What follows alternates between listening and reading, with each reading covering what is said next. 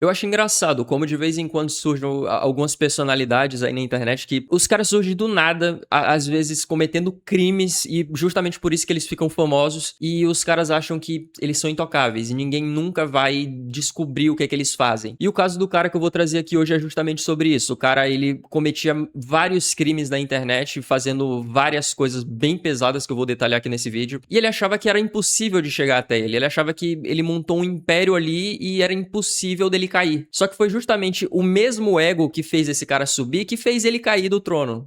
This mom declared war on the lowlife who was once called the most hated man on the internet.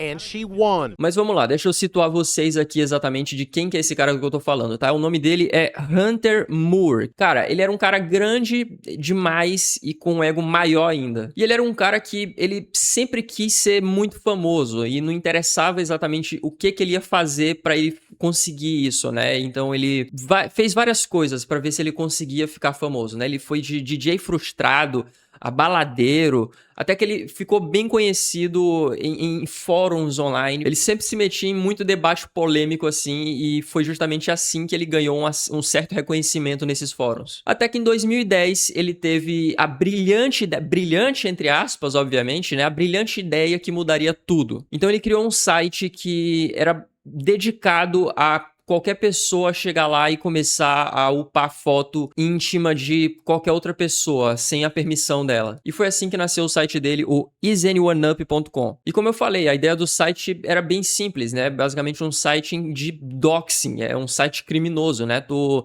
chega ali, qualquer pessoa que tenha alguma rixa com ex-namorada, com ex-ficante, ou qualquer outra pessoa, não interessa. Se tu tiver alguma foto íntima dessa pessoa, tu pode simplesmente chegar lá, upar a foto dela e tu pode, inclusive, anexar várias informações pessoais da pessoa, né? Tu pode botar, por exemplo, o nome completo, a cidade da pessoa, a idade, o perfil no Facebook, até o emprego da pessoa tu pode colocar lá. E, como eu falei, como é um site de doxing, o site, ele não faz nada a respeito. Na verdade, essa que é a ideia mesmo. Qualquer pessoa pode chegar lá, expor outra pessoa, botar um monte de foto íntima dela, botar o endereço, botar todas as informações pessoais dela e não vai cair, o site não vai tirar do ar. E as vítimas, elas não tinham nenhum controle, né? Elas não tinham, na verdade, nem chance de remover o conteúdo. Mesmo que elas entrassem em contato com o site, elas não conseguiam remover os conteúdos. Então, cara, imagina o estrago que isso faz na vida de uma pessoa. Inclusive, esse detalhe dele colocar o Facebook das pessoas, das vítimas, lá no site, também foi uma coisa que influenciou pra queda desse cara. E acabou que esse site explodiu, né? Tem gente esquisita pra tudo que gosta desse tipo de conteúdo, né? Então, basicamente, cara, era centenas de fotos novas toda semana e o Hunter, ele tava se sentindo ali o rei da internet. Ele realmente era um cara, assim, que ele tinha um ego lá em cima, na estratosfera mesmo. E aqui foi um grande problema, inclusive, né? Porque, como eu falei, cara, o ego desse cara foi basicamente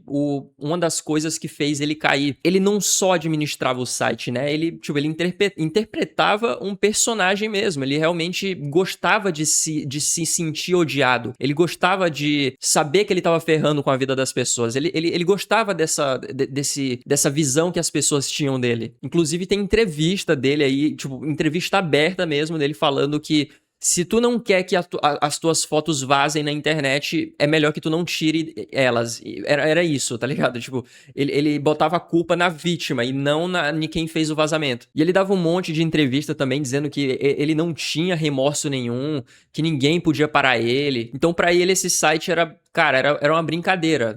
Well, it all started with, me hating some dumb bitch who broke my heart, really. And that's how it started, dude. Trying to get back at somebody in revenge, basically, for fucking with me. And I wanted to fuck with them 10 times harder. And me and my friends would just post a bunch of girls on Is Anyone Up? Enquanto isso, tinha gente ali que tava literalmente ficando maluca, tava perdendo o emprego, tava entrando numa depressão absurda, porque imagina da noite pro dia, pô, tem milhares de pessoas falando de ti na internet, mostrando as tuas fotos íntimas que tu, sei lá, tirou em algum momento na tua vida, e tu tirou num momento ali muito pessoal 2008, do nada ali, agora tá tão exposta pra milhões de pessoas. É meio complicado isso, né? Eu acho que só quem já teve esse tipo de coisa vazada, ter a intimidade vazada, sabe como que é, né? Essa situação. Mas ainda assim, eu consigo imaginar que deve ser uma grande porcaria. E o Hunter continuava nesse personagem dele de ser odiado, de gostar de ser odiado, e debochava das vítimas no Twitter. Ele gostava desse tipo de coisa. Realmente, o cara era um psicopata. Até que finalmente chegou o dia que ele realmente, assim, passou dos limites, tá? Foi o dia que foi o início da queda desse cara. Em 2011, uma menina chamada Kyla percebeu que algumas fotos íntimas dela tinham sido vazadas nesse site. Só que a parte mais estranha dessa história toda é que ela notou que essas fotos que ela tinha tirado, essas fotos específicas que tinham sido vazadas, né? Ela tinha tirado para uso pessoal. Ou seja, ela basicamente tirou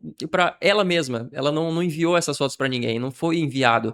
Então, não tinha como essas fotos terem aparecido nesse site, sendo que ela não enviou para ninguém. Como que essas fotos apareceram lá? E é aqui que entra a figura principal dessa história, dessa guerra toda, a mãe dela. O nome dela é Charlotte Laws. E a Charlotte, ainda com bastante paciência, né? Ela não sabia exatamente como que era a índole desse cara, ela não sabia como que era a índole do Hunter, ela não sabia como que era o modus operandi dele. Ela tentou entrar em contato com ele pra ver se apagava as imagens, né? Tipo assim, ó, apaga aí, cara, a gente vai fingir que nada aconteceu, tá? Só apaga as imagens.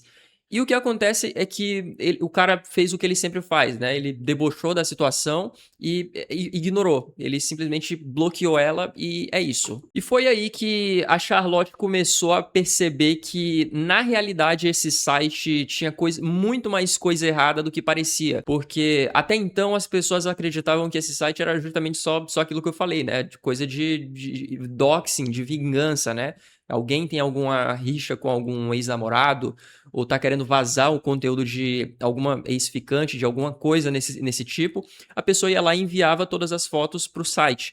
Mas como ela percebeu que a filha dela realmente não tinha enviado essas fotos pra ninguém, ela só tirou essas fotos para uso pessoal mesmo, ela começou a ficar com esse negócio com essa pulguinha atrás da orelha, né? Então ela começou a pensar que o material da filha dela, que tinha sido enviado para aquele site, na verdade não tinha sido enviado por alguém, e sim tinha sido hackeado. E a Charlotte então resolveu entrar mesmo numa investigação pessoal gigantesca, muito longa. Cara, ela passou papo de 2 anos ali reunindo prova pra realmente derrubar esse site. E ela acabou conversando, ela conseguiu entrar em contato com 40 pessoas, porque, como eu falei lá no começo, né? O Hunter era tão burro que ele botava todas as informações das pessoas que estavam sendo vazadas lá no site dele.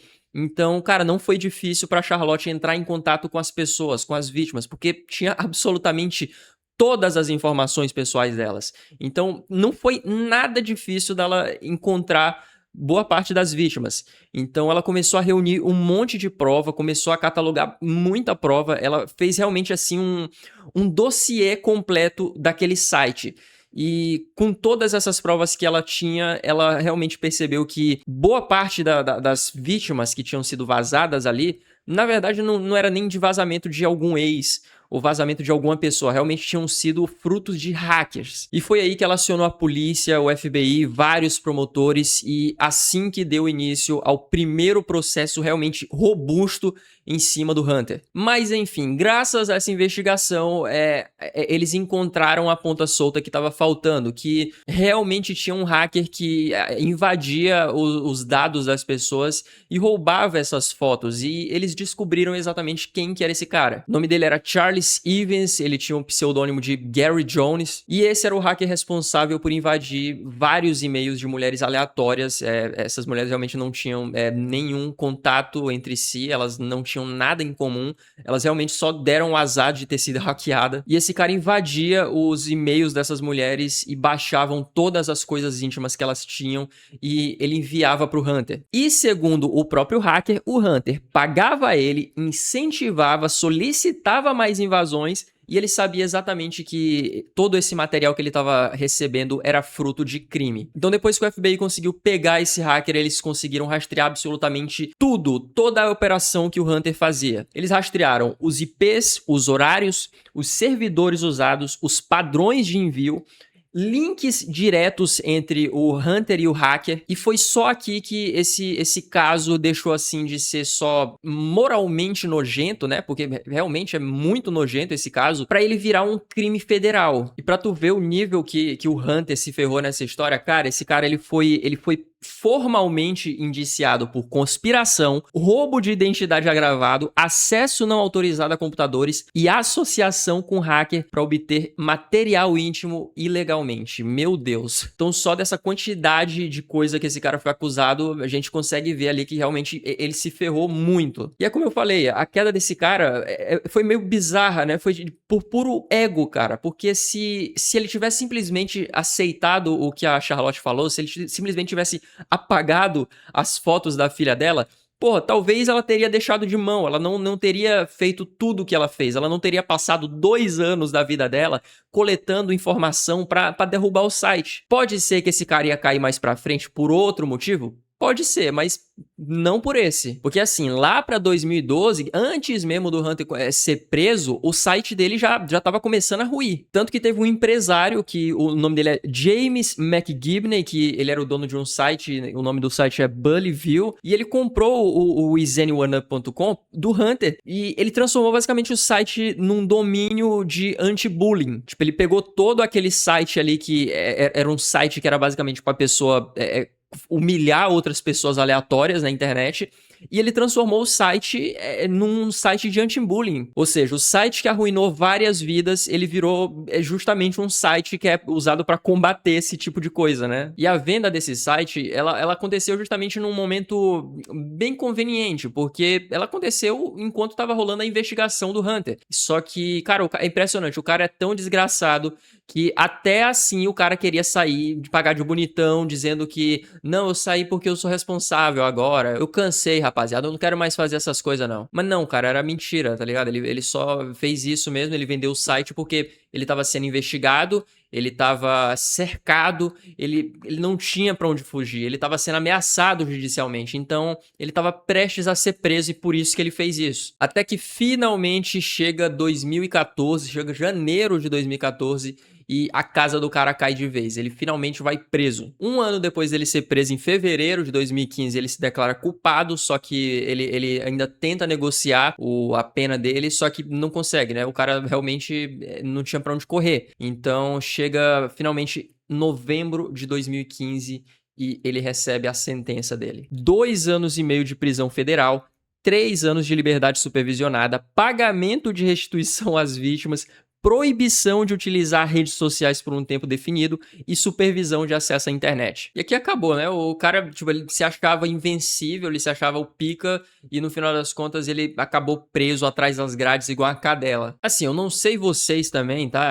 Só que, cara, não sei, velho. 2 anos pra mim foi pouco demais, né? Eu acho que ele merecia um pouquinho mais do que isso, velho. Acho que pelo menos pelo tanto de mal que ele fez, cara.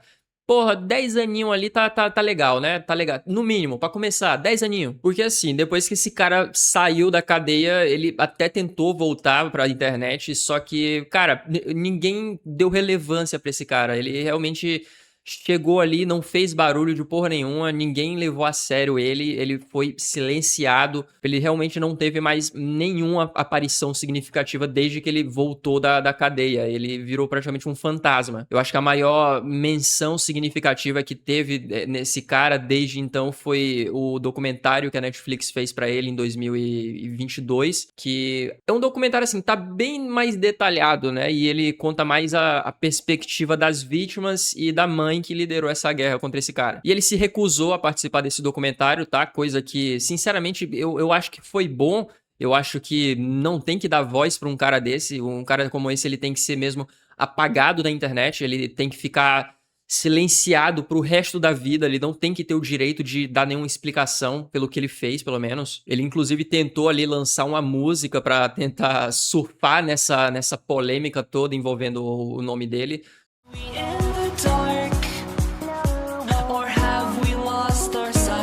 Só que, cara, todo mundo, tipo, massacrou ele e ele desapareceu de novo. E é isso.